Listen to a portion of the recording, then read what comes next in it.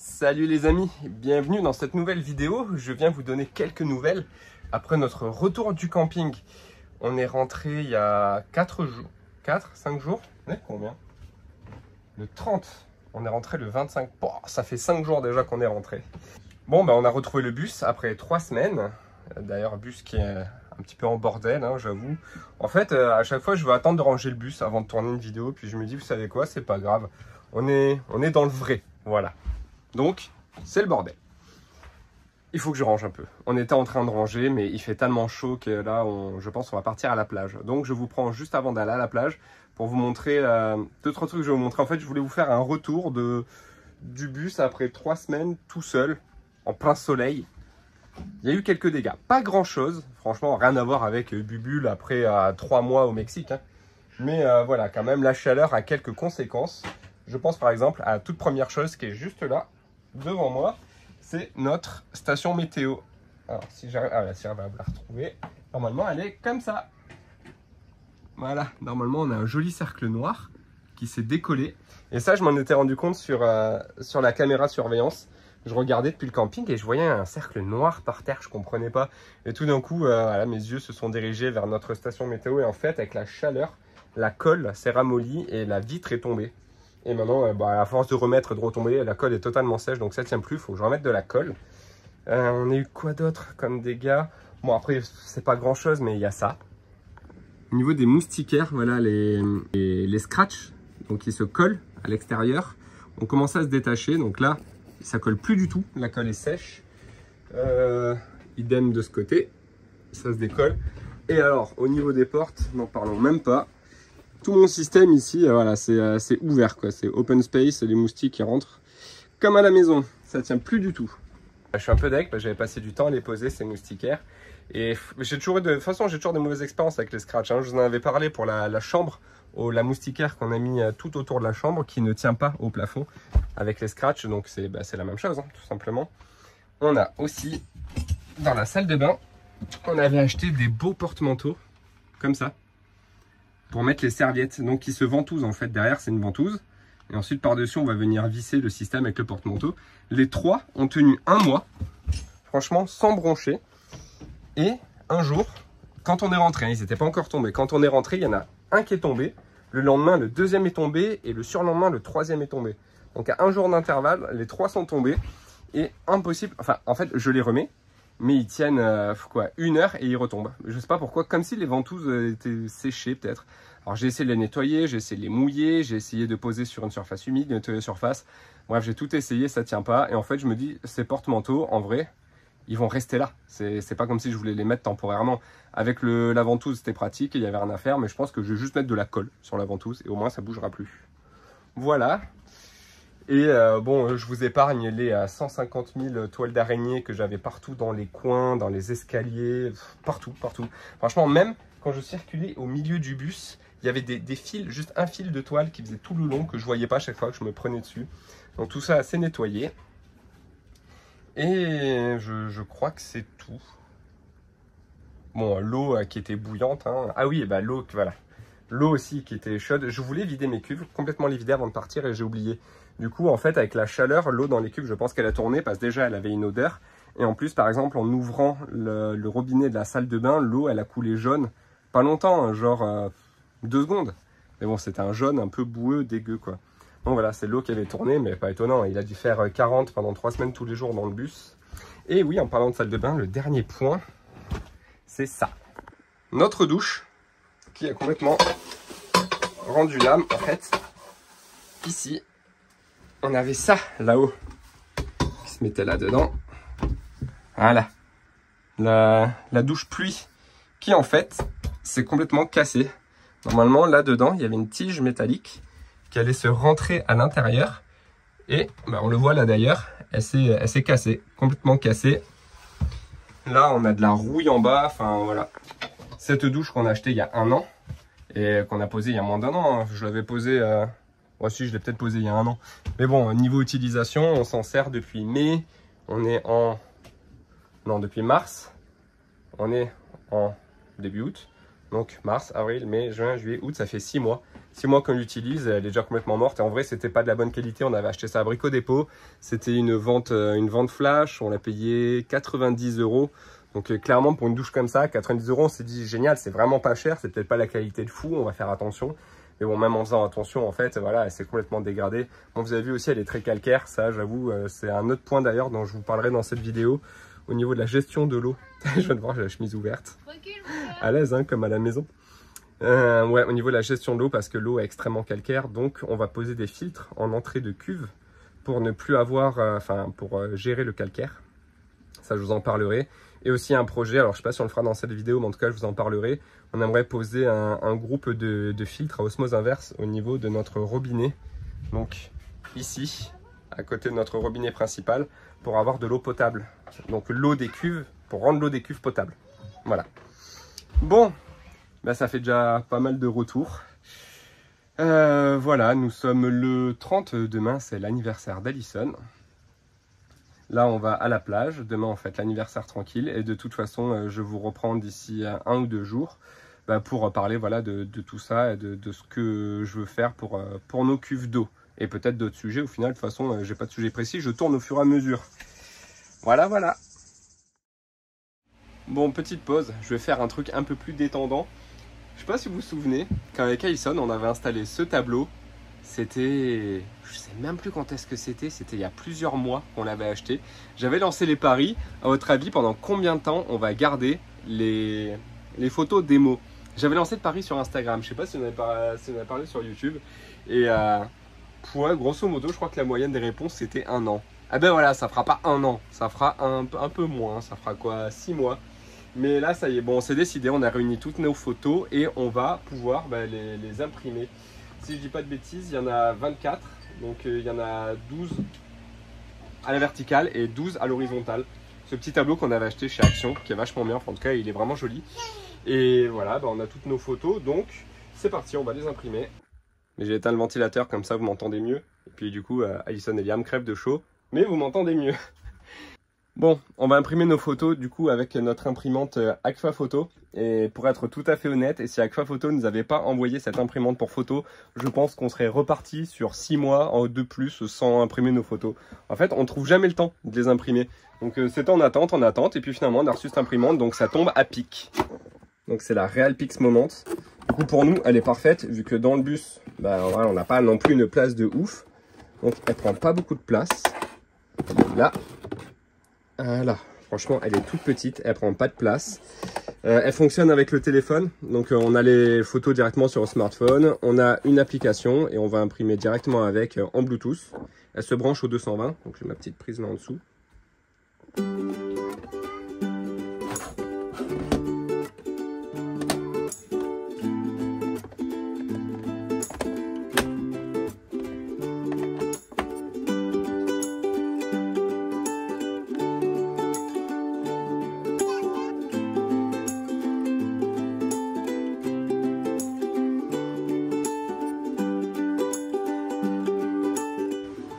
Bon voilà, c'est pas mal en vrai, hein. Avec les petites bordures là, prédécoupées qu'il faut enlever, ça fait des photos en 10x15, donc nickel pour nous pour le tableau. Voilà, du coup je vais changer le papier, changer la cartouche, parce qu'en fait on a imprimé pour l'album de Liam. On lui a fait un petit album avec plein de photos. Et l'imprimante elle est livrée avec une cartouche et du papier pour 10 photos. Et après vous pouvez acheter sur leur site des recharges de cartouches d'encre.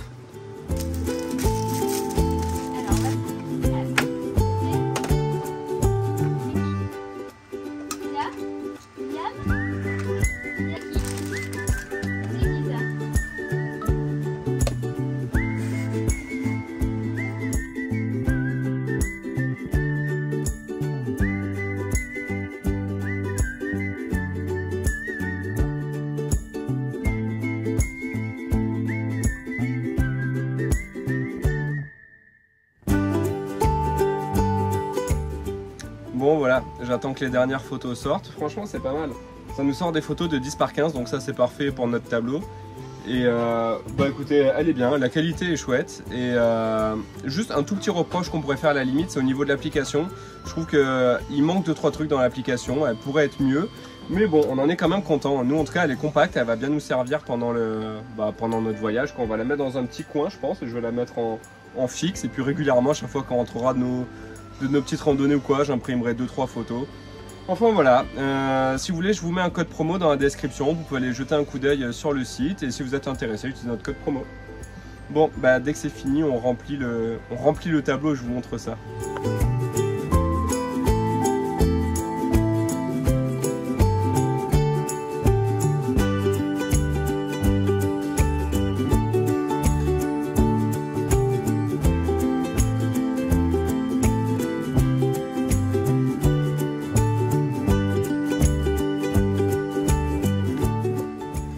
Alors, conclusion, vous en pensez quoi? Sympa, non? Ça rend bien.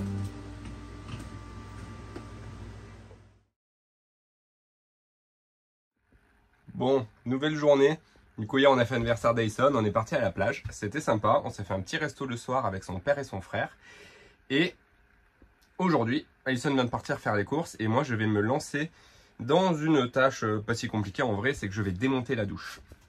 Parce que, bah, comme je vous ai montré il y a 30 secondes pour vous, la douche est complètement morte. Je suis allé à Brico Dépôt, je leur ai expliqué, j'ai même pas de photo, je l'avais pas encore démontée, je leur ai juste expliqué. Et elle m'a demandé si je pouvais la démonter et la ramener. Je lui ai dit que oui, elle m'a dit que, bah, du coup de la ramener et qu'ils nous rembourseraient. Donc je vais faire ça, je vais la ramener comme ça elle nous rembourse. Et on va en prendre une autre qu'on a trouvée aussi chez Brico Dépôt, qui est de meilleure qualité, plus chère, mais de meilleure qualité. Elle est un peu plus grande et un truc que j'aime beaucoup, c'est que la barre est réglable en hauteur en fait. Et ça c'est vraiment bien parce que j'ai calculé que nous, notre douche, vu que j'ai percé mes trous au mur pour être pile poil à la bonne hauteur, entre donc mes trous et là la partie qui manque qui allait au niveau du plafond, en fait j'avais la douche pluie qui était vraiment collée au plafond. Donc j'avais fait mes trous exprès pour ça, ça fait 115 cm exactement. Donc il fait que je trouve une douche de 115 cm. C'était quasiment impossible. Et là, j'ai vu celle-là, elle va de 105 à 135, un truc comme ça. Donc c'est nickel, je pourrais la régler à la bonne hauteur. Donc là, je vais démonter cette douche. Cet après-midi ou pendant la sieste, peut-être j'irai à Brico Dépôt, j'irai ramener cette douche, j'achèterai la nouvelle douche. Et cet après-midi, je vais monter la nouvelle douche. Et je vais en profiter aussi pour nettoyer un peu tous mes circuits. Parce que je vous ai dit, mon eau, elle est extrêmement calcaire. Donc j'ai ma pompe qui commence à faire un peu de bruit, j'ai mon chauffe-eau qui fait pas mal de bruit. Et de toute façon, bah, tout mon circuit, en fait, je pense qu'il a vachement pris de calcaire. Donc, je vais aller nettoyer tout ça, je vais mettre du vinaigre blanc. En fait, je vais remplir tout mon circuit de vinaigre blanc. Et comme ça, je pense que ça va tout nettoyer. C'est Jujulbus qui m'a donné l'idée de mettre le vinaigre blanc en fait dans le chauffe-eau. Et bah, je vais en profiter en fait pour faire tourner tous les circuits. Comme ça, je vais laisser un peu stagner du vinaigre blanc dans tous mes tuyaux, dans la pompe, dans le chauffe-eau. Je vais même faire tourner le lave-vaisselle, ça lui fera pas de mal d'avoir un peu de vinaigre blanc partout. Voilà, et après, gros coup de rinçage. Et là, j'installerai mes filtres avec le polyphosphate pour bloquer, enfin pas bloquer, mais pour... comment dire, empêcher que le calcaire accroche et fasse du tartre. Voilà. Parce que j'ai fait mes recherches, hein, parce que pour moi, tartre et calcaire, c'était pas la même chose. Mais si, en fait, le calcaire, c'est bah, les particules qu'il y a dans l'eau. Et le tartre, c'est une fois qu'il s'est déposé, bah, ça forme du tartre. Bref, voilà. Je vous expliquerai un peu plus en détail les filtres, à quoi ils servent, comment ils fonctionnent et tout, pendant que je les poserai. En attendant, je démonte ma douche et je pense qu'on se retrouvera juste après à Brico Dépôt quand je la ramènerai, que j'achèterai la nouvelle.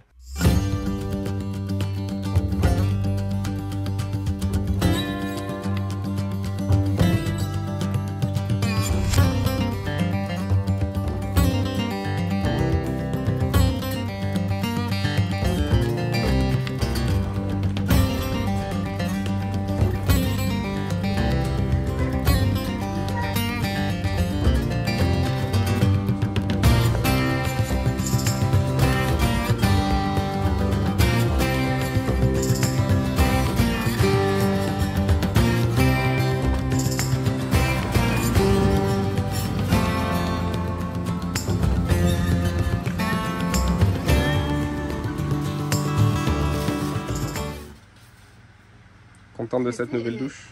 Bah, on verra quand elle sera posée. Il n'y avait pas des petits trucs comme ça sur un assiette? Si, on avait les mêmes picots, de la même couleur. Je te dis, c'est la même en ronde. C'est la même, c'était un peu statique et tout. Pareil. Ouais, non, c'est vrai, elle est mieux. Par contre, ça, j'ai peur que pareil, ça casse quoi.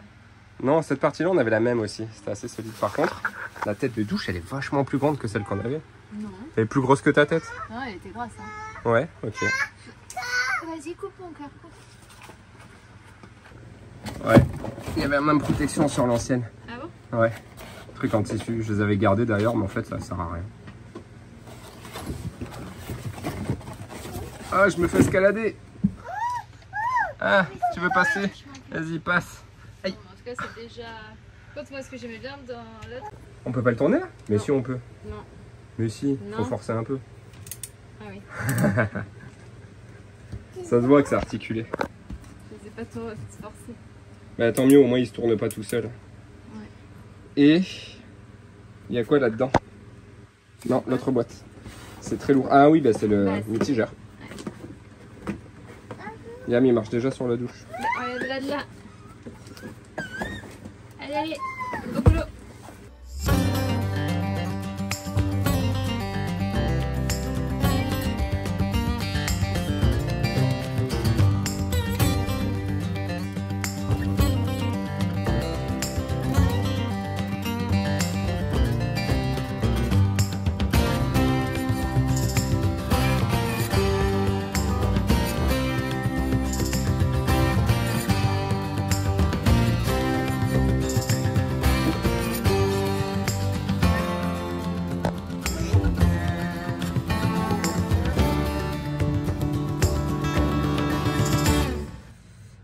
Ça c'est cool.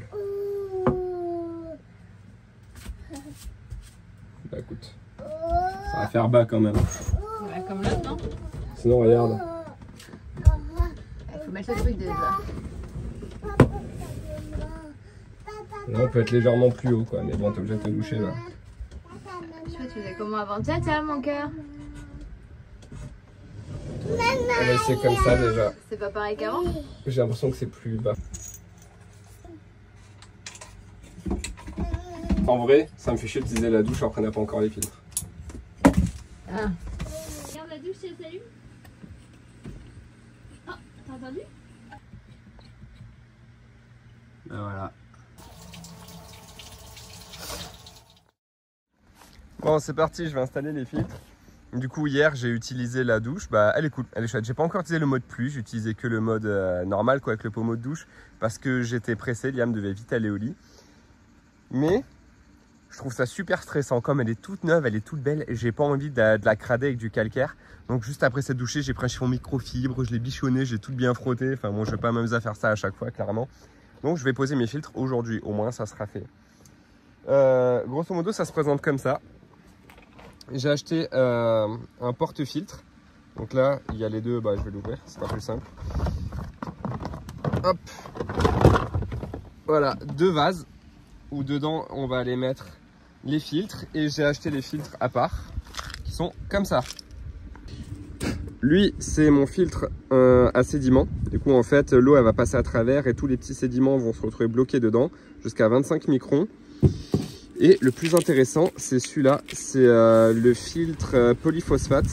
En fait à l'intérieur il y a des cristaux de polyphosphate en fait qui vont modifier la chimie de l'eau et faire en sorte que les molécules de calcaire n'accrochent pas sur les parois en fait. Donc ça va pas éliminer le calcaire, ça va juste empêcher que ça accroche et du coup éviter de créer du tartre dans les tuyaux et même dans tous les appareils. Voilà, il paraît que ça rajoute un petit goût à l'eau, mais de toute façon, nous, l'eau pour l'instant, on la boit pas, on la considère pas comme potable. Donc ça, c'est pas très grave. Et ensuite, plus tard, mais ça je vous montrerai, je l'ai pas acheté parce que c'est quand même un investissement. On va mettre un groupe de filtres à osmose inverse sous notre évier qui va nous permettre d'avoir un petit robinet. Vous savez, on voit souvent ça, les petits robinets indépendants du robinet normal, qui, elle, sera de l'eau vraiment filtrée. Ça passera par plein de filtres, ça enlèvera tous les goûts, tout ce qu'il y a dedans, ça fera de l'eau pure, quoi. Voilà, mais ça sera dans un second temps. Déjà, je vais m'occuper de poser ces filtres. Je vais voir si j'ai la place de les mettre à côté de mon chauffe-eau, de ma pompe et tout. Parce qu'il n'y a plus beaucoup de place sur le mur. Si j'ai de la place, je les mets là. Sinon, je les mettrai peut-être dans la soute. Mais ça m'embête de mettre dans la soute parce qu'on a voulu faire avec Alison tout un système d'eau hors gel. Et si au final, je vais mettre mes filtres dans la soute, je ne serai plus hors gel, quoi. faut que j'y réfléchisse.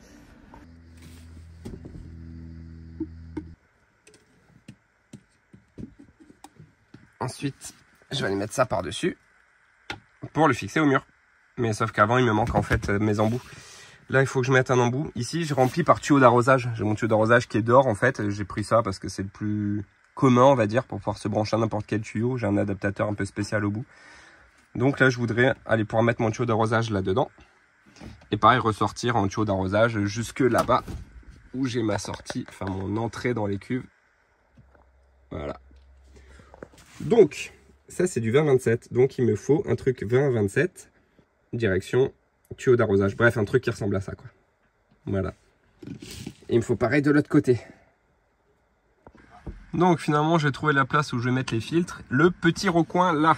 Genre derrière, vraiment un recoin. Mais j'ai pas d'autre idée parce que avec mes nourrices, ben, j'ai juste là que je pourrais le mettre. Ça aurait été parfait. Mais comme on a la petite cuisine de Liam ici, qui vient s'encastrer là, finalement, elle prend toute cette place.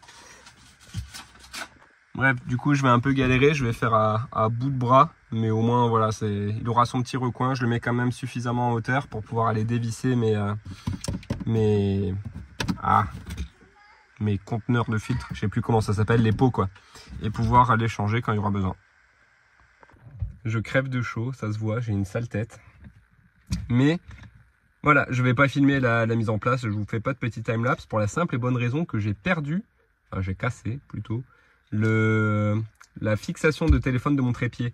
Donc ça fait plusieurs jours que j'ai plus de trépied, que je galère à chaque fois à vous filmer des petits passages où je dois poser le téléphone. Genre comme dans la salle de bain, je l'avais posé quand je changeais la douche, je l'ai posé sur l'évier, je faisais tenir avec des serviettes, enfin bref, c'est la galère. Faut que j'achète une fixation. Donc là, je m'en occupe et puis je vous montre directement quand c'est monté.